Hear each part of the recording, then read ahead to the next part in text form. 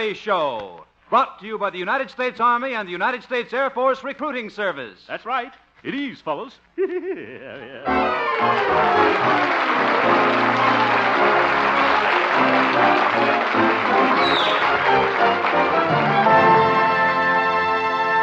General Hoyt S. Vandenberg, Chief of Staff of your United States Air Force, said in a recent magazine article, "Air power alone does not guarantee America's security, but I believe it best exploits the nation's greatest asset, our technological skill."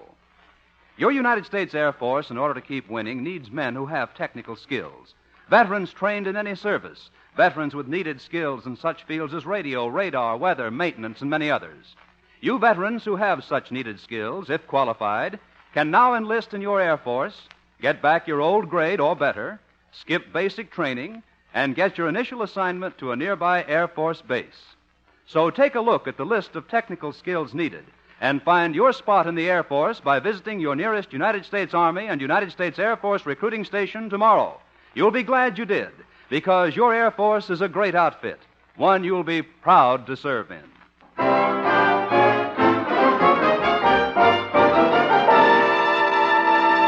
And now, Harold Perry as Honest Harold, the homemaker.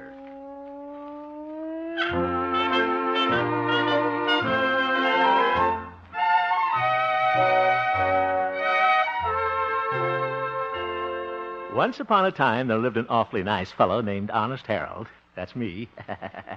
And he had a sweetheart named Florabelle Breckenridge. Pretty. One day, Florabelle moved to the neighboring town of Charleville, where she became engaged to Willis, a big grain merchant.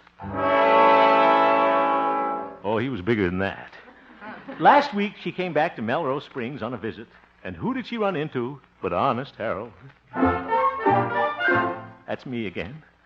Well, Harold acted just like a brother to Florabelle, but Willis misunderstood and became very jealous. So Florabelle broke her engagement with Willis. And Willis threatened to come over and break Harold in two.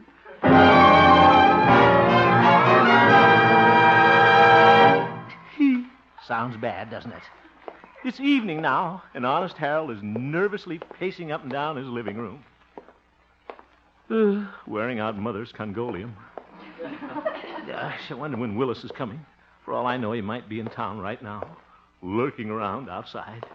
He could come in the back door, hide behind the laundry tubs, then sneak up behind me and... Hello, Harold. Oh, it's you, Mother.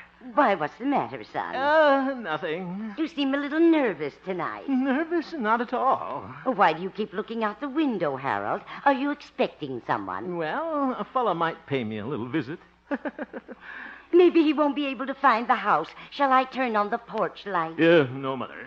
I mean, you find it all right, I'm afraid. Well, I've finished the dishes. I think I'll sit down and read a while. Oh, still reading that same book, Mother? Crochet Your Way to Happiness? No, I finished that. Oh. I'm reading a murder mystery magazine. A murder mystery magazine? Yes. I got it at the drugstore yesterday. Uh-huh. The story I'm reading is about a rejected suitor. He murders the man who stole his sweetheart. Zoink. It's called My Body Lies Over the Highway. I don't know how they think of those titles. I do. But it's very exciting. Would you like to hear a little of it, Harold? Well, It was a dark, moonless night. And Fenwick, he was the rejected suitor, Harold. Oh, yeah. Fenwick stalked his prey relentlessly. Mother. He was determined to kill the man who had stolen his loved one, a man who was known as Archibald. Archibald could be me. Archibald awaited the killer's coming fearfully, trembling. And the only sound in his room was the ticking of the clock. Tick, tock, tick, tock. Sounds like Mother needs winding. Suddenly, Archibald heard a noise. Oop. And then his door opened slowly, slowly, slowly. And there he stood. Who, Mother? Well, I don't know. It says continued next week. Oh. Oh, my goodness. I guess we'll just have to wait. The magazine will be out around next Wednesday. I hope I'm still around next Wednesday.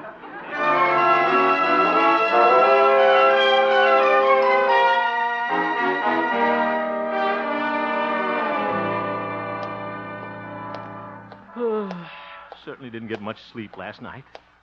Well, things don't seem so bad in the daytime, though. After all, why should I be scared of Willis? Let him come. I can take care of myself. I'll look him right in the eye and say... Hello, Harold. Oh, Doc, what's the idea of sneaking up on me like that, you old horse doctor? Oh, sorry, Harold. I'm wearing my surgical sneakers today.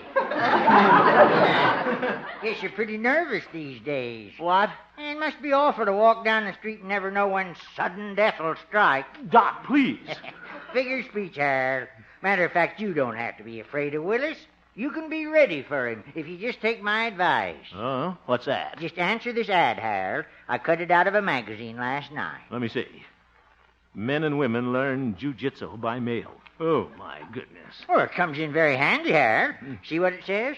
Learn to disarm burglars, surprise bullies with your strength, protect yourself against mashers at the movies. Mashers at the movies. And the course only takes 8 weeks, Harold. Well, that's wonderful. I can study it in the ambulance coming home. Thank you very much, Doc. That's all right, Harold.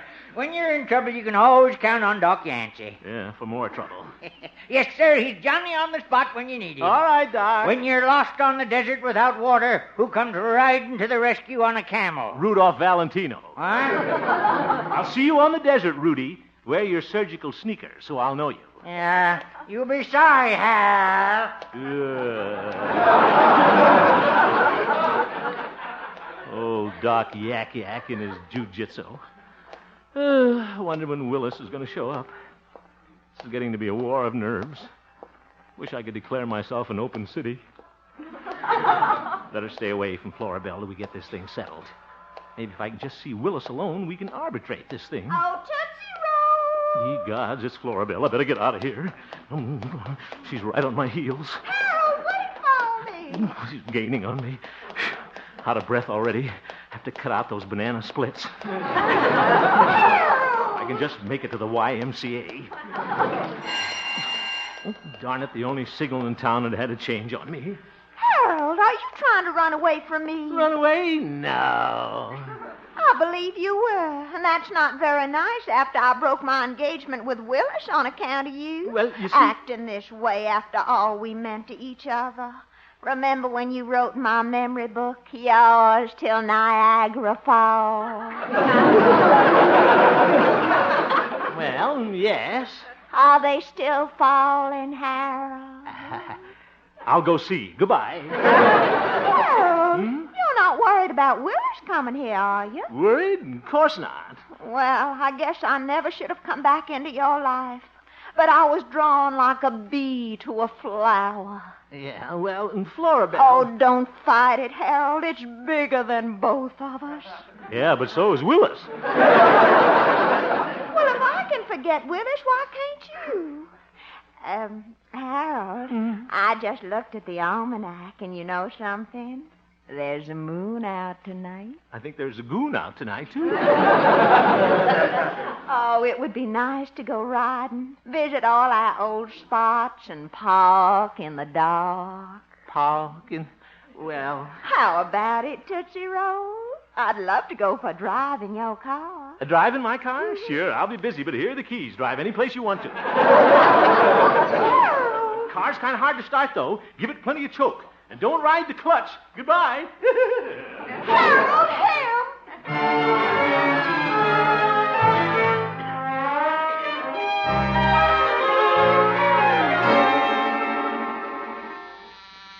Good morning, Station KHJP. I'll connect you. Oh, good morning, Harold. Good morning, Gloria. Oh, Harold, there was a man here looking for you. What? What did he look like, Gloria? Well, he was tall, had big, broad shoulders. Was his name Willis Sider? No, it was Percy Jones. Oh, well, Who's he? An insurance salesman. He said you might be interested in his hospital insurance. Hospital insurance? That's ridiculous, Gloria. Who gave him my name? Willis Sider. Zeef. Here's his card. It's awfully clever. Huh? For broken bones, see Percy Jones. Gloria, you're making that up. No, I'm not. And he left this booklet for you. Huh? How to be happy though hospitalized. She didn't make that up. See you later, Gloria. I'll be in my office. Imagine that Willis sending that insurance man to see me. Suppose he thinks that'll intimidate me. Well, it does a little. Maybe I'd better lock the door. Just forget all about Willis. Line up my program for this morning. Let's see here. It's the first number on the list. I'll be glad when you're dead, you rascal, you. Better change that. Let's see, I'll never be the same. Wow. That's no good either. Now, who's that? Hello? Harold? Yes, Gloria? There's a long-distance call for you from Charlieville. Charlieville? Go ahead, please. But wait. Is this Harold Hemp? Who's calling, please? Hemp, this is Willis Sider. Oh, hello, Willis. How's your friend Percy Jones? Never mind him. Yeah, okay, we'll skip him. Nice of you to call, Willis. How about having lunch together sometime? I'll have lunch with you, all right, and I'll settle your hash. Lunch? Settle that? Well, hey, that's very clever, Willis. I thought so too, Harold. Gloria, get off the line. How did you know that I'd planned to come over there, punch you in the nose, and wipe up the street with you? Is that a threat? Yes. Well, it's a pretty good one. Hemp, you better watch out when I get there. Don't worry, I will. Willis, when do you expect to come? Today? No, in 3 years. What? I'm enlisting in the Air Force today. Air Force? Oh, well, I'll see you in 3 years, Willis. Roger. Wilco and over and out. Goodbye. Off we go into the wild blue yonder.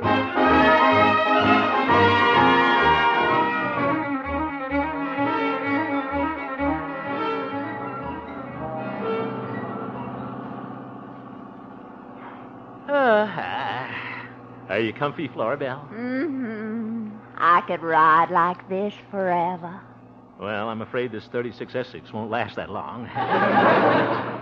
Yeah, this is fun, Florabelle.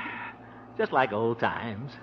Driving with one arm round you, you shifting gears. Yes. Harold, Huh? maybe we ought to stop a while and give the car a rest. Good idea. Yeah, Essie has been a little run down lately. Been coughing a lot in the morning.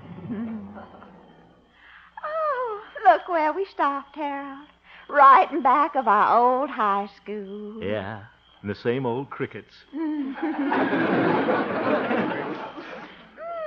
What's that wonderful perfume in the air?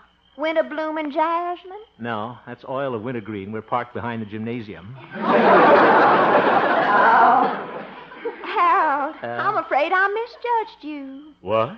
Well, this morning I thought you were afraid to see me on account of Willis. Afraid? No. As a matter of fact, I think little old Willis is a pretty nice fellow. Oh, I'm glad.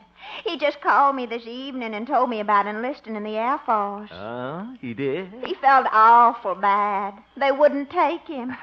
Wouldn't take him? No, poor man. He couldn't pass the physical. Oh, well, what am I worried about? He's probably a physical wreck. They said they couldn't use him in the Air Force. Oh. He was too big. Oh? And Willis told me to tell you he'd see you tomorrow. Zoink. Harold, where are you going? I'm going home and call Percy Jones about his happy hospitalization.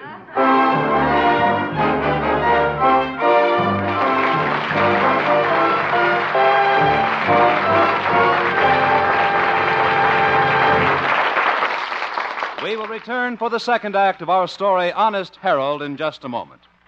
Here's a special note for the women. That list of the best-dressed women in America hasn't come out yet, but we can tell you right now that one girl is sure to be on any such list. She's the smartest woman of the year, or any other year. She's the girl in that new Air Force blue uniform worn by the women in the Air Force. But that girl in the WAF uniform is smart in another way, too. Maybe a better way, if you like. She's found a good career in a great outfit, working on equal terms with men of the great Air Force in hundreds of interesting, challenging jobs.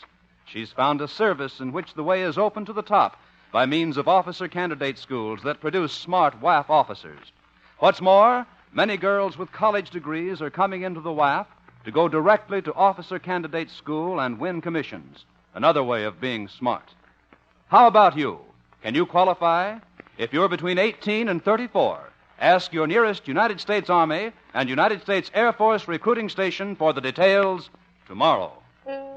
And now, back to Harold Perry as Honest Harold, the homemaker.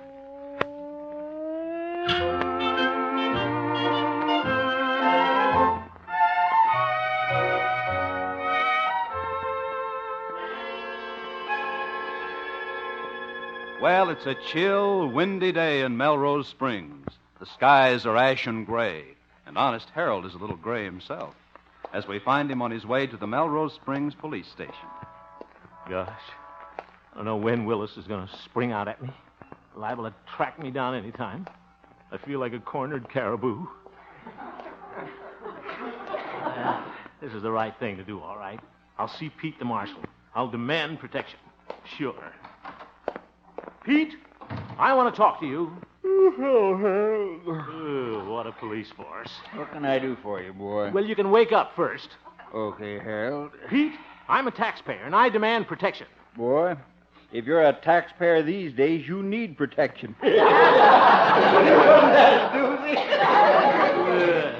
Pete, Florabelle's fiancé is after me. What's the matter? He want to marry you, too? Oh. Another doozy, boy. Look, Pete, this is a serious matter. This fellow's threatening me with bodily harm, and you've got to do something about it. Okay. First, I got to fill out A form. Oh, ye gods. Let me see here now. First question. How was victim injured? What? Gunshot, stabbing, or miscellaneous? Pete, for heaven's sake, I haven't been injured yet. Oh, that's too bad, Harold. What? Yeah, I can't do a thing until after the assault and battery has taken place. Well, you're a big help. Sure, Harold. I'd do it for anybody. I'm wasting my time here. I'm going Keep your macking on, boy. I just got an idea. What's that? What you need is a bodyguard. You said it. And I got just the man for you. Oh? Nephew of mine got in town last night. Look, Pete, I don't want any of your sleeping relatives. I want somebody big and tough. Harold. He's from Texas. Oh? He is? Yep. Used to be one of them Texas Rangers. Really? Well, I guess he's one of those big, tall fellas, huh? Well, he slept in my room last night. That is, he was in my room. His feet was out on the screen porch. Hey, sounds like just the thing. Pete, he's hired. Who's afraid of Willis? Tell Tex to meet me tonight over at the ranch house, partner. Yee-hoo!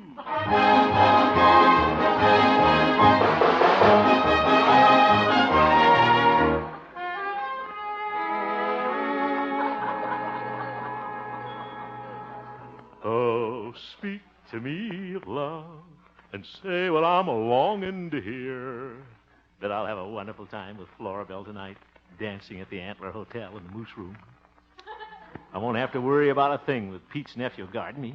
He's from Texas. He ought to feel at home in the Moose Room. Yeah, I guess that's my Texas Ranger now. Yeah, let's have a look at this big, tough hombre. Good evening, sir. Oh, my goodness. Are you Pete's nephew? Yes, sir. My name is Virgil. Uncle Pete said you wanted a bodyguard. I am he.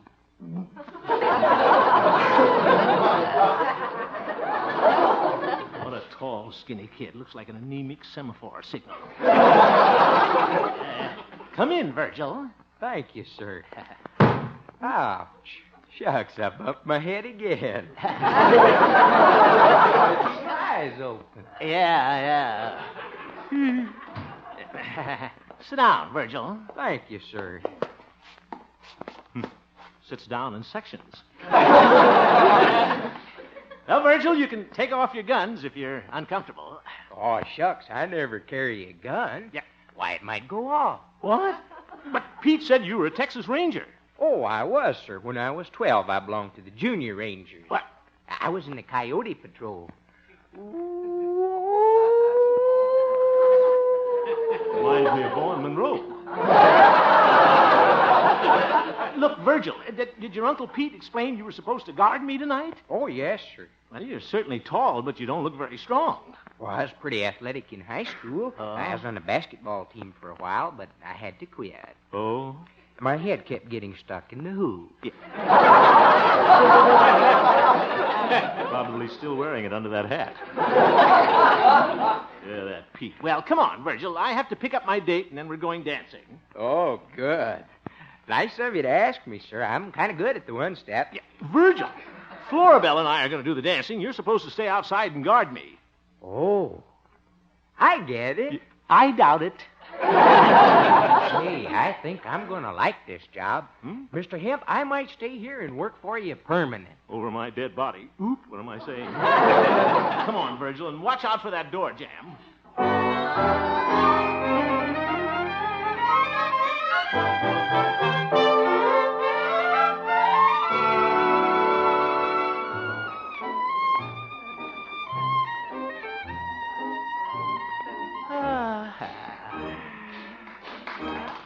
Oh, isn't this nice, Harold? Yeah, nice. I've never seen the moose room looking so lovely. Yeah, it was a cute idea putting that neon nose on that stuffed moose, wasn't it?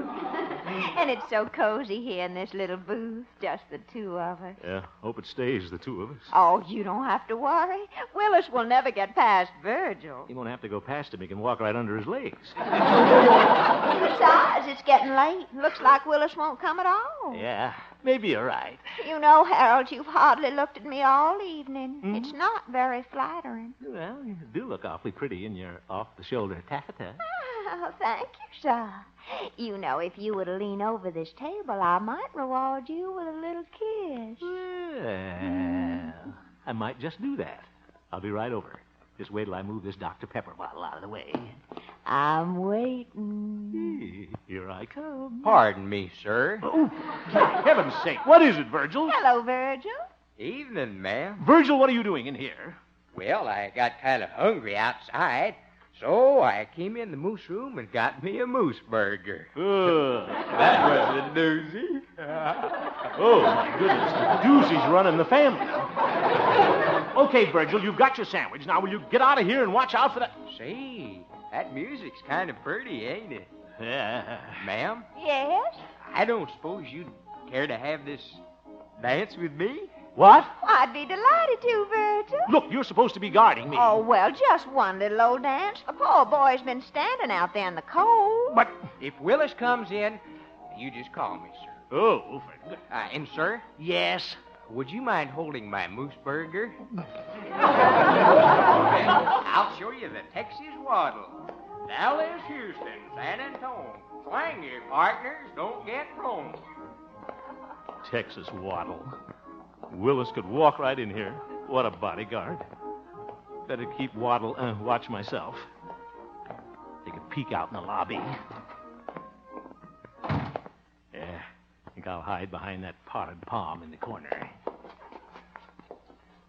Nobody can see me from here. Oh, good evening, sir. Yeah, good evening. I didn't see you back here. Well, I'm watching for somebody. Oh, so am I. Pretty good place to hide, isn't it? Oh, it sure is. Yeah. The big boob I'm looking for could walk right in and never know I was back here. Same here. Yeah, who are you waiting for? Some double-crossing dude that stole my gal. His name is Harold Hemp. When I meet him, I'm going to pull this hemp apart strand by strand. Hey, that's good. When I think of this love thief breaking up my romance, I get so mad I could... Sounds like you could, too. Well, gotta be going. I hope you find him, Willis. Whoop! Just a minute. How did you know my name was Willis? Well, your laundry mark. Did I say Willis? I thought I heard that voice before. You're Harold Hemp. I am. How do you do, Willis? I'm going to break you in two. You gotta catch me first. Hey, Hemp, where are you? Here I am on the other side of the palm tree. Hello. Well, you're not going to get away from me, you corny little radio crooner, you small-town Sinatra. Oh, that did it. I can be pushed just so far, Willis. We'll settle this thing man to man right now. That suits me. Unless you want to wait 8 weeks while I take a jiu-jitsu course. Disregard that, Willis. You may be bigger than I am, but I'm not going down without a fight. I can't help it if Flora Belle prefers me to you. There's nothing you can do about it. Oh, yes, there is. You come out of here. I'm going to take you and... Saved by the bell. Flora, that is. Oh, Phyllicider, are you and Harold getting to be chums? I hate him. Likewise. Well, isn't that cute? Flora Belle, you're going to have to make a choice between us right here and now. Yes, right here and now. Willis, coin your own phrases. Willis, though I can't be engaged to you anymore, you'll always be one of my dearest, dearest friends. Yeah. You see, Willis? And Harold? Yes, Angel Puss. Would it be all right if you and I just went steady every other Saturday night? Huh? You're not doing so well either, Hemp. You see, Virgil has invited me to a barn dance this Saturday night, and he's just so cute I couldn't say no. You do understand, Harold? Oh, sure. Mr. Hemp, sir. What do you want, Virgil? Your bodyguard reporting. Haven't seen Willis yet. Fine. But don't you worry. Willis won't get by me. You could bite him and he'd never know it. Will you excuse us, gentlemen? Come on, Virgil. Let's get back and try that Texas waddle again. All right. You're doing just fine. Houston, Dallas, San Antonio. Willis, Yes, Harold. can I come out now? Sure, pal. Thanks. Flora Belle's a wonderful girl, but a little fickle. Yeah. Wonderful girl, but a little fickle.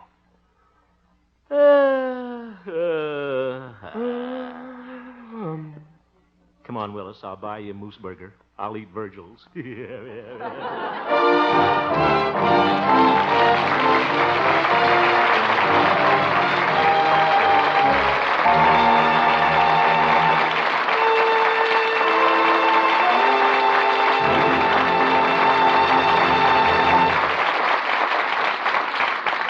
General Hoyt S. Vandenberg, Chief of Staff of your United States Air Force, recently had this to say about the mission of the Air Force. I quote, "The overriding purpose of every plane, whether it is a bomber or a fighter, is to win the air battle on which final victory is predicated." Let's think about that for a moment. That sentence means, above all, that your United States Air Force needs only the best qualified young men, men with the skills necessary to keep your Air Force winning. That's why it isn't easy to qualify for your modern United States Air Force. That's why your Air Force is now making a special offer to the trained veterans of any service who've proved that they can qualify as men of skill and courage. If you're a veteran, trained in a needed specialist skill, you can, if qualified, enlist in the Air Force, get your old grade back, or better, skip basic training, and get your initial assignment to a nearby Air Force base. You trained veterans, go to your nearest United States Army and United States Air Force recruiting station tomorrow and get details.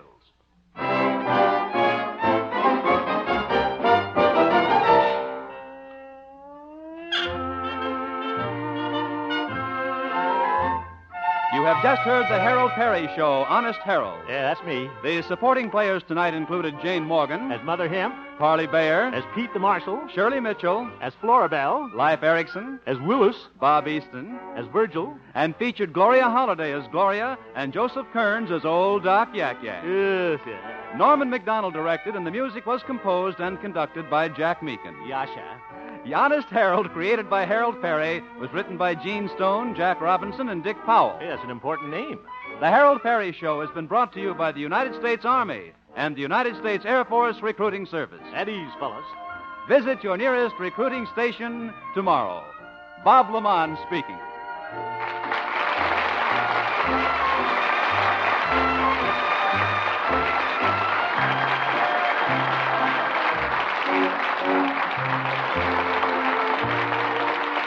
This is CBS, the Columbia Broadcasting System.